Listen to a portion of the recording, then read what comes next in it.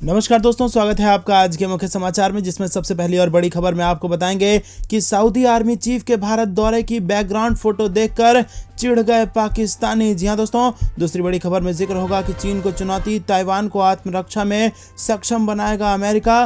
कहा हमारा समर्थन चट्टान की तरह है मजबूत, और एक तरीके से चीन को हड़का दिया है अमेरिका ने। तीसरी बड़ी खबर में जिक्र होगा कि भारत में ऐप के बैन होने से चीन है परेशान, बोला चीनी कंपनियों के हित को पहुंच रहा है नुकसान, और भारत के ऐप बैन से चीन पर जबरदस्त दबाव। चौथी बड़ी खबर में जिक्र होगा कि रूस अमेरिका में बढ़ी तकरार, मॉस्को से बाहर किए गए अमेरिका के दूसरे सबसे बड़े दूतावास अधिकारी, बाइडेन ने कहा नहीं होगी कोई बात। और पांचवी बड़ी खबर में आपको बताएंगे कि उत्तर प्रदेश चुनाव में दहाड़े अमित शाह, करहल में कमल खिला दो, पूरे यूपी में सपा का सुपड़ा साफ हो जाएगा, अखिलेश के गढ़ में दहाड़े अमित शाह। दोस्तों, हर एक खबर की गहराई में आपको ले जाएंगे, लेकिन उससे पहले अगर आपको विदेश की सेना और पीएम मोदी पर पूरा भरोसा है तो वीडियो लाइक करके समर्थन दर्ज कराइए। साथ ही साथ अगर चैनल पर नए हैं तो लाल बटन को दबा के सब्सक्राइब कर लीजिए, घंटी बजाकर कमेंट में लिखिए जय हिंद। दोस्तों, रुक करते हैं सबसे पहली बड़ी खबर की तरफ। सऊदी आर्मी चीफ के भारत दौरे को बैकग्राउंड फोटो देखकर चिढ़ गए हैं पाकिस्तानी। जी हां दोस्तों, सऊदी के army chief lieutenant general Fahad bin Abdullah Mohammed Al Mutair Bharat के 3 दिवसीय यात्रा पर थे।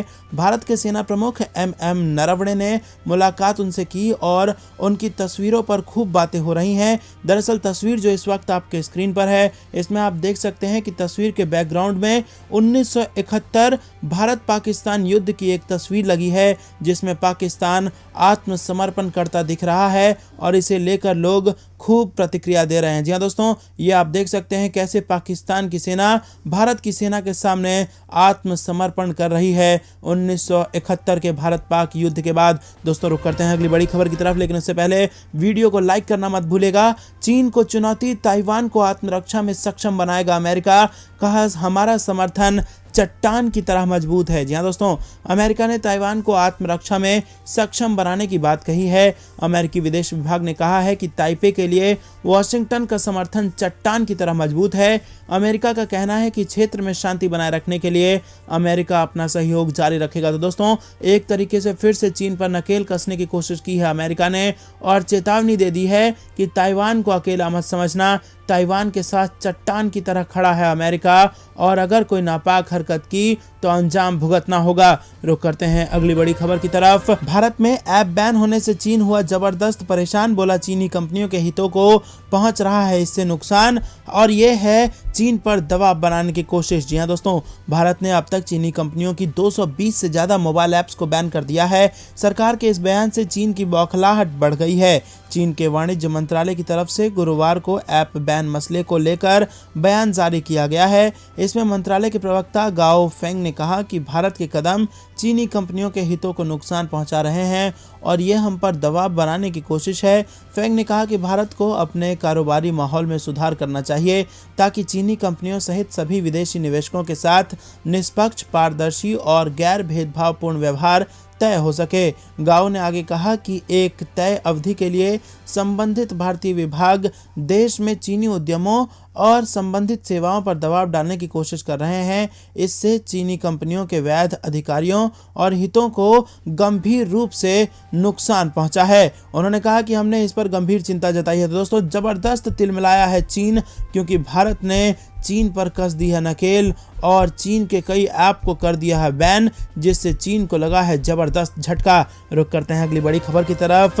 रूस अमेरिका की बढ़ी टक्कर, मॉस्को से बाहर किए गए अमेरिका के दूसरे सबसे बड़े दूतावास अधिकारी, बाइडेन ने कहा नहीं होगी कोई बात। जी हां दोस्तों, आपको बता दें कि रूस और यूक्रेन के बीच चल रहे सीमा तनाव के बीच अमेरिका के राष्ट्रपति जो बाइडेन ने बड़ी बात कह दी है। उनका कहना है कि रूस आने वाले दिनों में यूक्रेन पर हमला करेगा।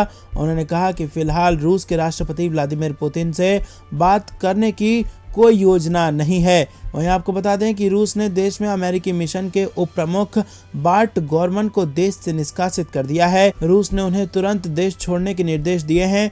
माना जा रहा है कि रूस यूक्रेन तनाव के बीच उनकी भूमिका को लेकर रूस खुश नहीं था। अमेरिका ने चेतावनी देते हुए कहा कि वो रूस के इस कदम का करारा जवाब देगा। दोस्तों, रुक करते हैं अगली बड़ी खबर की तरफ।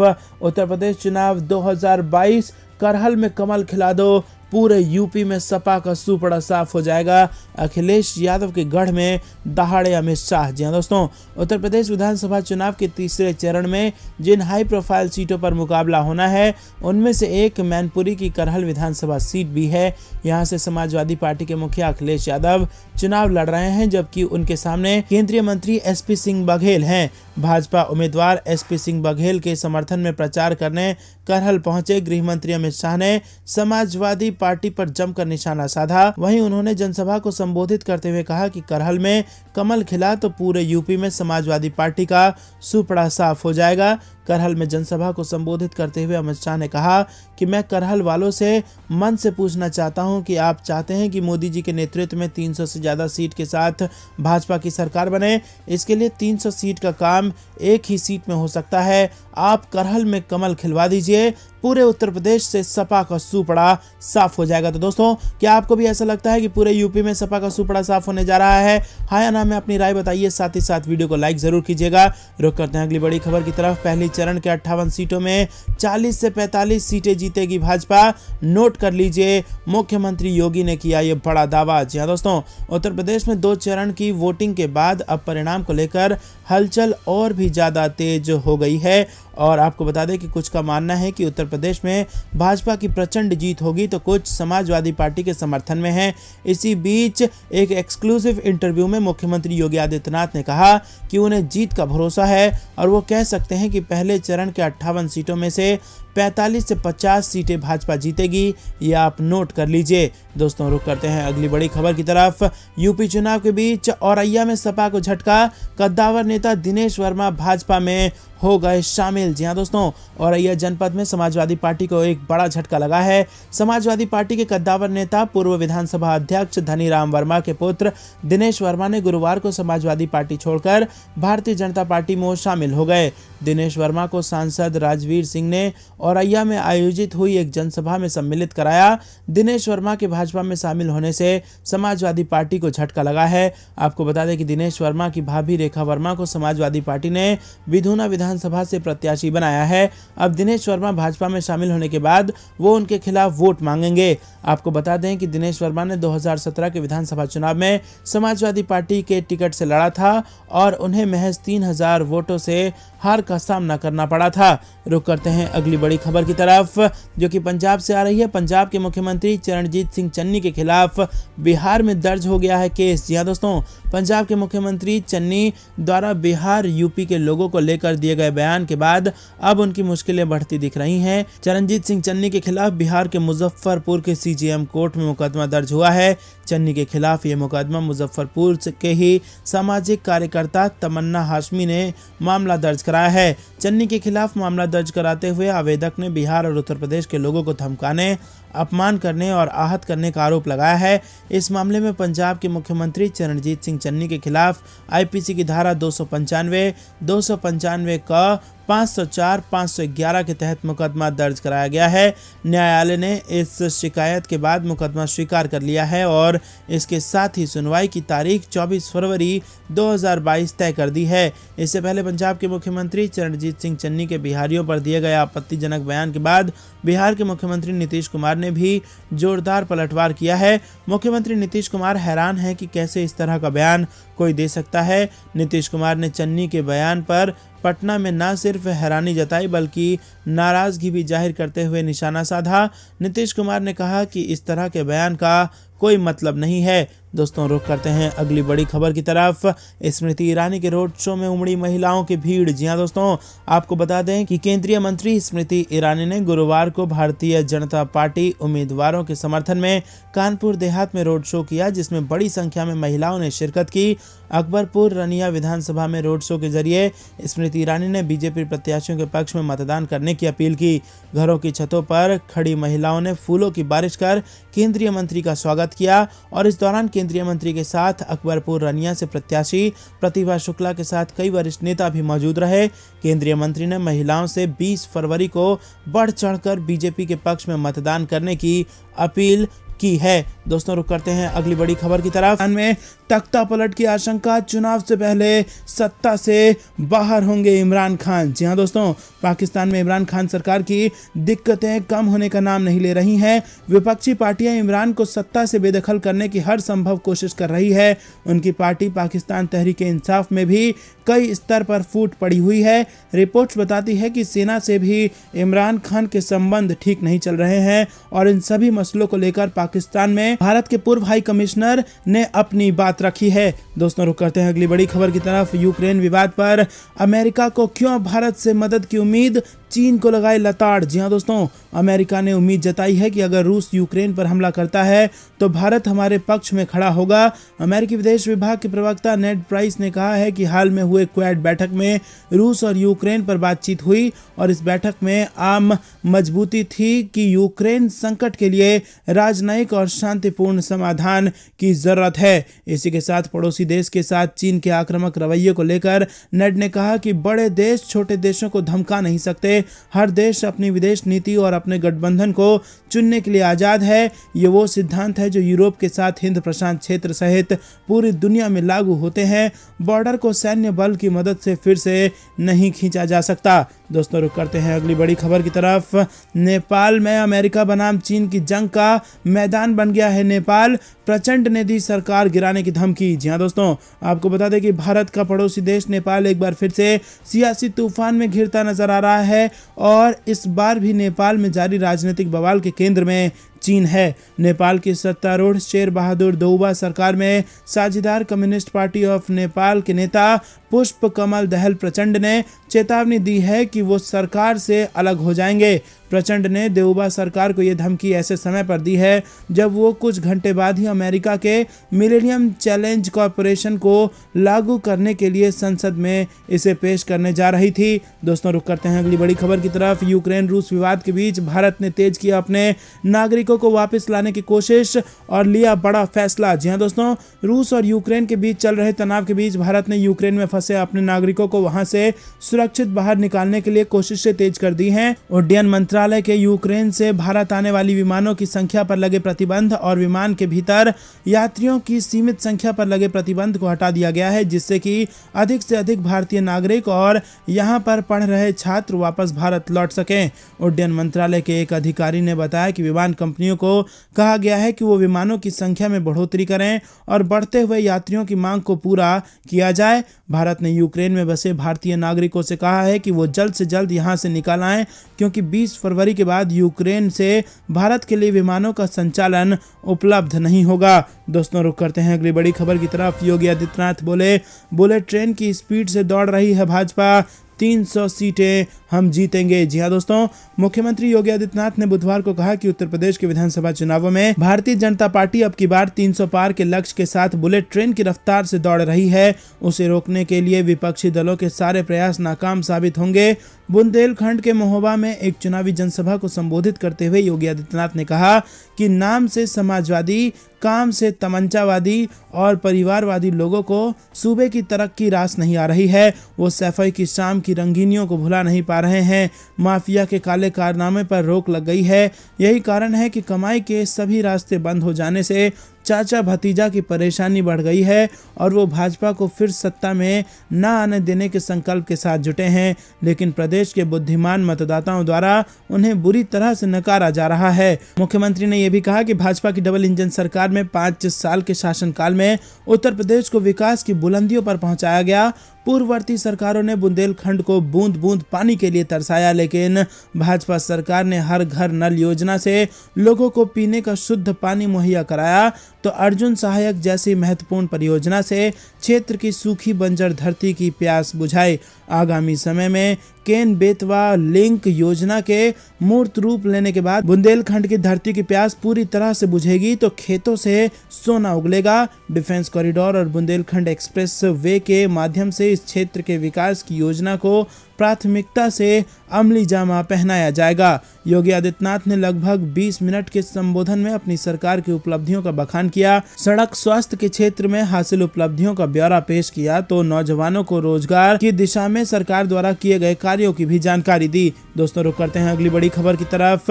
चन्नी के यूपी बिहार के भैया वाले बयान पर पीएम मोदी ने किया पलटवार और कही ये बात। जी हाँ दोस्तों, आपको बता दें, पंजाब विधानसभा चुनाव के लिए 20 फरवरी को होने वाले मतदान से पहले प्रधानमंत्री नरेंद्र मोदी ने फाजिल्का में चुनावी जनसभा को संबोधित किया और इस दौरान पीएम मोदी ने सत्तारूढ़ कांग्रेस और सीएम चरणजीत सिंह चन्नी पर निशाना साधा। इस दौरान प्रधानमंत्री ने दिल्ली के मुख्यमंत्री अरविंद केजरीवाल और आम आदमी पार्टी पर भी जबरदस्त हमला बोला। पीएम मोदी ने पंजाब के मुख्यमंत्री चन्नी के यूपी बिहार के भैया वाले बयान पर पलटवार किया। उन्होंने कहा कि कांग्रेस हमेशा से एक क्षेत्र के लोगों को दूसरे से लड़ाती आई है। यहाँ कांग्रेस के मुख्यमंत्री ने जो बयान दिया है, जिस पर दिल्ली का परिवार उनके साथ खड़े होकर तालियां बजा रहा था, वो पूरे देश ने देखा। अपने इन बयानों से ये लोग किसका अपमान कर रहे हैं। यहाँ का कोई ऐसा गांव नहीं होगा जहां हमारे उत्तर प्रदेश या बिहार के भाई बहन मेहनत ना करते हों। प्रधानमंत्री ने आगे कहा कि कल ही हमने संत रविदास जी की जयंती मनाई है। वो कहाँ पैदा हुए? उत्तर प्रदेश में पैदा हुए, बनारस में पैदा हुए। क्या आप संत रविदास जी को भी पंजाब से निकाल देंगे? गुरु गोविंद सिंह जी का जन्म कहाँ हुआ था? पटना साहिब बिहार में हुआ था। क्या आप गुरु गोविंद जी को भी पंजाब से निकाल देंगे? तो दोस्तों यहाँ पर जबरदस्त दहाड़े हैं पीएम मोदी। रुक करते हैं अगली बड़ी खबर की तरफ। आतंकियों को पनाह देने वाले टीआरएफ के 4 मददगार गिरफ्तार। श्रीनगर में हुए आतंकी हमलों में की थी मदद। जी हाँ दोस्तों, जम्मू कश्मीर पुलिस ने आतंकी संगठन द रेजिस्टेंट फ्रंट की साजिशों में सहयोगी 4 आतंकी मददगारों को गिरफ्तार किया है। दहशतगर्दों ने श्रीनगर शहर में आतंकी हमलों को अंजाम देने में भी मदद की थी। ये लोग रेडवन के रहने वाले आतंकी बासित अहमद डार और ईदगाह के मोमिन गुलजार के इशारे पर गतिविधियों को अंजाम दे रहे थे। आतंकियों को पनाह देने व उन तक रसद पहुंचाने में भी मदद कर रहे थे। रुक करते हैं अगली बड़ी खबर की तरफ, जो कि मौसम विभाग से आ रही है। उत्तर भारत से ठंड हो रही है खत्म, लेकिन बदल जाएगा कई राज्यों का मौसम और होगी झमाझम बारिश। जहां दोस्तों उत्तर भारत के ज्यादातर राज्यों में अब ठंड कम हो रही है, सर्दी का मौसम जा रहा है और न्यूनतम तापमान में लगातार वृद्धि दर्ज की जा रही है। हालांकि अब कई राज्यों में बारिश की संभावना जताई गई है। इन राज्यों में आने वाले 5 दिनों तक मौसम बदल जाएगा। मौसम विभाग के अनुसार अगले 5 दिनों तक तमिलनाडु के कुछ इलाकों और केरल में हल्की से मध्यम बारिश होगी और इसके अलावा अगले 2 दिनों तक लक्षद्वीप में भी हल्की बारिश का अनुमान जताया गया है। वेस्टर्न डिस्टर्बेंस की वजह से जम्मू कश्मीर, लद्दाख आदि इलाकों में अगले 5 दिनों तक बारिश और बर्फबारी होगी। साथ ही उत्तराखंड में 20 फरवरी और हिमाचल प्रदेश में 18 से लेकर 20 फरवरी के बीच में बारिश और बर्फबारी का अनुमान जताया गया है। मौसम विभाग ने बताया है कि अंडमान और निकोबार में भी 3 दिनों तक भारी बारिश हो सकती है और इसके अलावा पश्चिम बंगाल, सिक्किम जैसे राज्यों में भी हल्की बारिश का अनुमान जताया गया है। दोस्तों रुक करते हैं अगली बड़ी खबर की तरफ। अमृतसर जा रहे विमान की दिल्ली एयरपोर्ट पर इमरजेंसी लैंडिंग, सभी 146 यात्री एकदम सुरक्षित। जी हाँ दोस्तों, पश्चिमी दिल्ली में पालम इलाके में स्थित इंदिरा गांधी अंतर्राष्ट्रीय हवाई अड्डे पर पंजाब के अमृतसर जा रहे विमान की इमरजेंसी लैंडिंग का मामला सामने आया है। ये विमान एयर विस्तारा का था और इमरजेंसी लैंडिंग के बाद इसमें सवार सभी यात्री सुरक्षित हैं।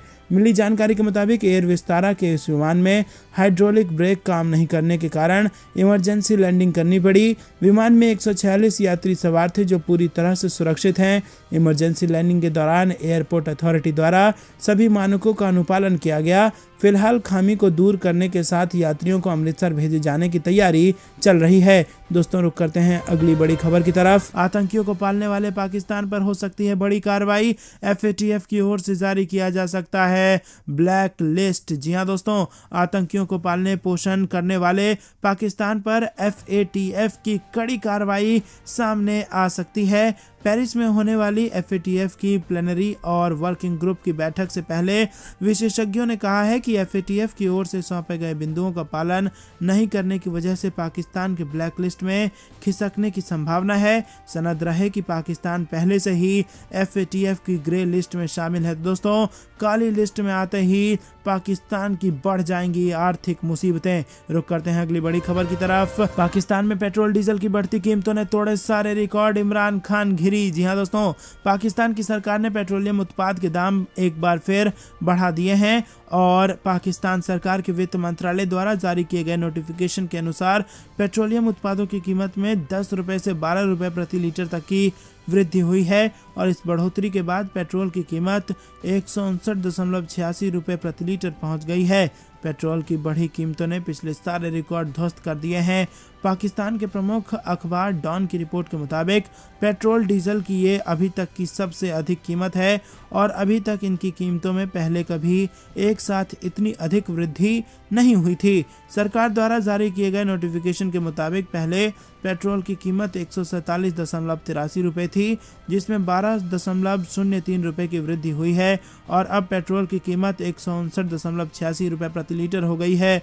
डीजल की कीमत में प्रति लीटर 9 रुपये 53 पैसे की वृद्धि हुई है और अब उसकी कीमत 155 रुपये 15 पैसे प्रति लीटर हो गई है। पाकिस्तान के वित्त मंत्रालय ने एक बयान में कहा है कि अंतर्राष्ट्रीय बाजार में पेट्रोलियम उत्पादों की कीमतों में अचानक बढ़ोतरी हुई है। साल 2014 के बाद से पेट्रोलियम उत्पादों की कीमत अपने उच्चतम स्तर पर है और सरकार ने इससे पहले पेट्रोलियम पदार्थों के दाम 15 जनवरी को बढ़ाए थे और उस समय पेट्रोल की कीमत 3 रुपये 1 पैसे बढ़कर 147 रुपये 83 पैसे प्रति लीटर कर दी गई थी।